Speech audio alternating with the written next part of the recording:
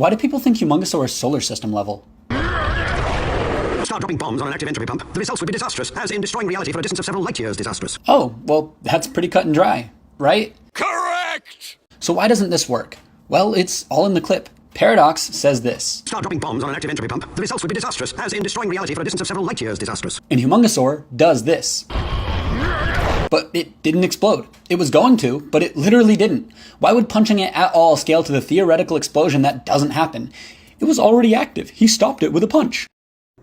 The issue with your argument is that you're treating the machine being overloaded and the machine being punched as two unrelated states when they are the exact same event. The entropy pump was already in a critical state, in a critical overload state, and was actively destabilizing reality.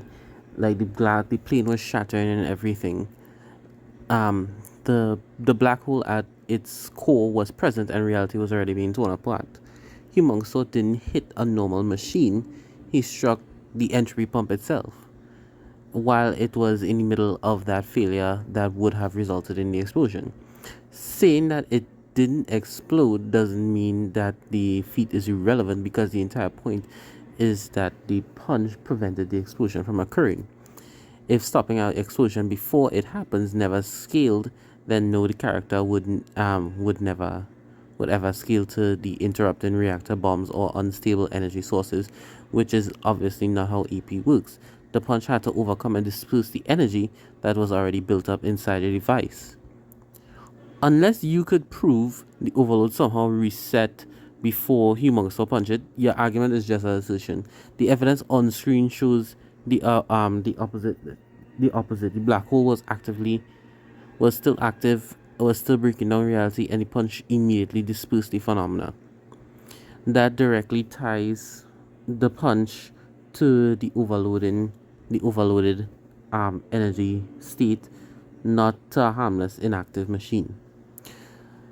The question is why you think the energy that was going to produce the explosion suddenly ceased to exist before the punch, despite there being no evidence of that happening. Okay, you can say that, but what actually happened here? Can you definitively say his punch overpowered the highest potential energy output of an exploding entropy pump? Or did he just disrupt the chain reaction? Did Agrigor succeeding just stop it altogether? I mean, there are a million ways to handwave this scene in the world of sci-fi, and none of them require a perfect cell-level right hook to make it work. And no, the energy building to a dangerous level doesn't mean he withstood solar system output.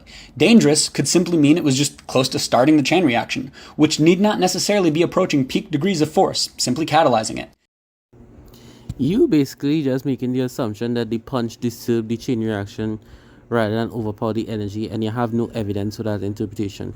The burden is on you to prove that is what happened, because the scene never states or shows that Humongousaur simply hit a trigger or something like that. All we objectively see is him punching the overloading entropy pump while the black hole was active and reality was already breaking apart when the phenomenon is already dispersed. You're also ignoring that Humongousaur was standing inside the area where reality was actively being shattered. If the entropy pump's output was already tearing reality apart, then Humongousaur was actively resisting those effects long enough to reach and punch it. If your interpretation is that none of the build-up energy scales to him, then why isn't he immediately affected by the reality shattering events? This is even confirmed in the guidebooks that he actually actively resisted the reality warping. And saying the energy was only close to causing a chain reaction is another assumption. The dialogue is that the entropy pump would destroy reality across several light years if it went off, and at that point it was already in catastrophic overload, with reality being destabilized. There is no statement that the stored energy was insignificant until the exact instance of detonation. You're just inserting that premise without evidence. Can I say that the punch overpowered the absolute maximum possible yield of the completed explosion? No, because the explosion never fully occurred. But you also cannot definitely say that it only interrupted a harmless trigger before any meaningful energy accumulated. Both are interpretations. The difference is mine is supported by what is actually shown on screen and in the guidebooks and stuff. An overload, which is an overloaded machine, a reality tearing black hole, and humongous still physically stopping it while enduring the effects, whereas your interpretation relies on an unproven assumption that the dangerous energy had not yet reached its irrelevant level. I've seen people use the script and other sources to imply reality was already breaking and he just fisted a black hole to solve the problem, but again, that isn't how real life physics works, and it isn't explicitly stated in the episode, so you don't have a fictional or non-fictional line of logic to make that connection. Also, being in a script and not in the episode isn't sufficient evidence. They're ascribing to the animator what to animate. Well, the script is literally the blueprint for the episode unless you could prove the script was an early draft or prototype, then the final product script reflects authorial intent, which is honestly not something I like too much, but whatever. For what happening on screen. And this is not just coming from the script, but also the novelization says the same thing and the guidebook say the same thing as well. The animation itself shows reality breaking apart with visible cracks forming in the space behind Agartha. And that is three independent sources all supporting the same argument. So calling it a script only argument is objectively false. Your appeal to real life is also irrelevant. Ben 10 is fiction, and fiction does not have to be real life physics unless it explicitly established that it does. The entropy pump is a fictional device that tears apart reality and not a real black hole governed by general relativity.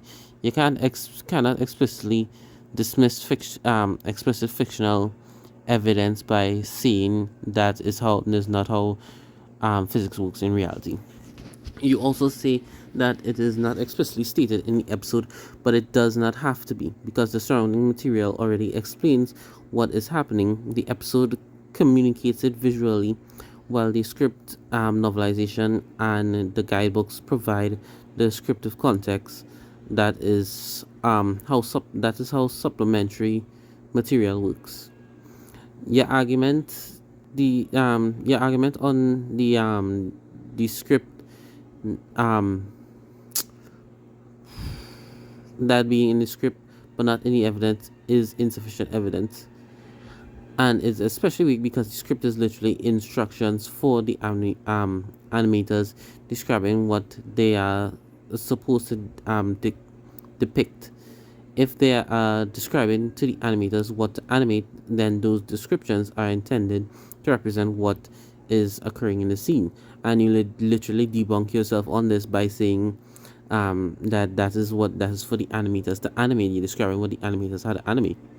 So you acknowledge the script describes what the animators are meant to animate, yet the episode visibly shows cracks in reality forming around the entropy pump exactly as the script describes.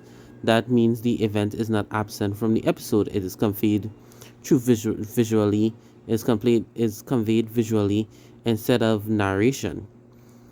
Your standards is impossible. You're essentially arguing that unless a narrator verbally explains every visual event, it cannot be accepted. That is not how visual storytelling works. The animation shows reality factoring. The script explains what those visuals represent, and the novelization and guidebooks collaborate. It all of the evidence points to the same direction. Yet dismissal is just based entirely on unsupported skepticism.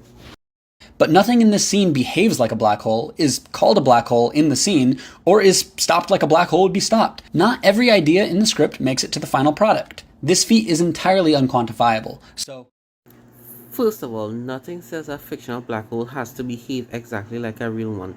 Fiction is not bound to real-world physics unless the verse explicitly says it is.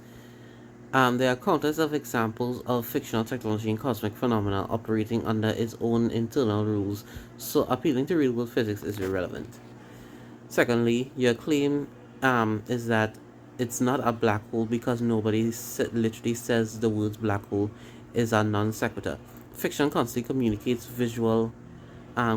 information visually without characters verbally identifying everything on screen. By your logic, every object would need someone to announce what it is before it could be identified, which is obviously absurd.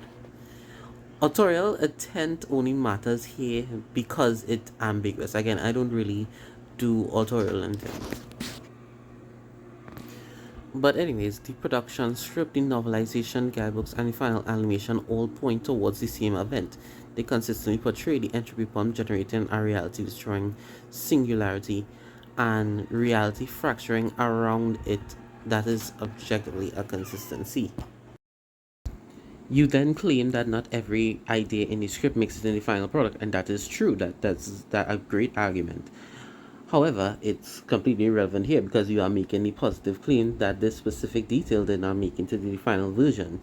You have the burden of proving that unless you can provide evidence that this description was removed or changed or contradicted your claim, your claim is nothing more than a assumption basically. So unless you can just prove it contradicted or changed or anything like that, then yeah, that it doesn't work. The Hitchens razor applies to your argument perfectly here. What is asserted without evidence can be dismissed without evidence. You have not demonstrated that the script was outdated, that the novelization and guidebooks were wrong, or that the final animation contradicts them. Therefore, your assertion has no evidentiary basis. And saying the feat is unquantifiable because it does not behave like a black hole or all the other reasons that you give. Again, it's not required to follow general relativity or anything like that to create a scientifically perfect singularity. It only has to function according to the rules established by a series, and every canonical source is consistent and supports what it was doing. Your entire position boils down basically to assuming that the supplementary material is wrong and assuming the scene must obey real life physics. Neither assumption is supported by evidence, so both can be dismissed.